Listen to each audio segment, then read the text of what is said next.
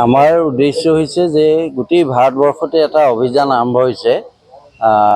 আমাৰ যি গৌ মাতা আছে, গৌ বংশ আমাৰ ৰক্ষাৰ কাৰণে এটা আন্দোলনমুখী কাৰ্যসূচী স্বাক্ষৰ অভিযান। সৰ্বভাৰতীয় পৰ্যায়ত এই অভিযান আৰম্ভ হৈছে আৰু প্ৰত্যেক 3 মাহৰ মূৰে মূৰে আমাৰ স্বাক্ষৰ যি অভিযান হয়, এই স্বাক্ষৰযুক্ত পত্ৰখিনি আমি মহামহিম ৰাষ্ট্ৰপতি মহোদয়ালৈ পঠাৰ ব্যৱস্থা জিলা উপায়ুক্তৰ জৰিয়তে চলি আহিছে।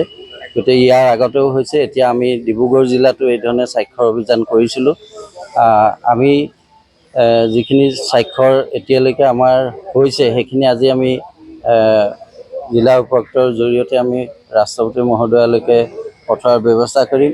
পৰৱৰ্তী আকৌ 3 মাহৰ মূৰত আমাৰ এই অভিযানটো চলি থাকিব। আমি যিমান সংখ্যক মানুহৰ ঘৰত সম্পৰ্ক কৰি যাব পাৰোঁ, তেওঁলোকক গৌ বংশ ৰক্ষাৰ আহ্বান জনাম আৰু আমি স্বাক্ষৰ অভিযান কৰি তেওঁলোকৰ স্বাক্ষৰ গ্ৰহণ কৰি সেই স্বাক্ষৰখিনি দিয়াৰ ব্যৱস্থা কৰা হৈছে। সেই অনুক্ৰমে আজি প্ৰথম আমি ডিব্ৰুগড়ত যিখিনি স্বাক্ষৰ এতিয়ালৈকে অভিযান আমাৰ হ'ল, সেইখিনি আমি জিলা উপায়ুক্তৰ জৰিয়তে জমা দিবৰ কাৰণে আজি উপস্থিত হৈছোঁ।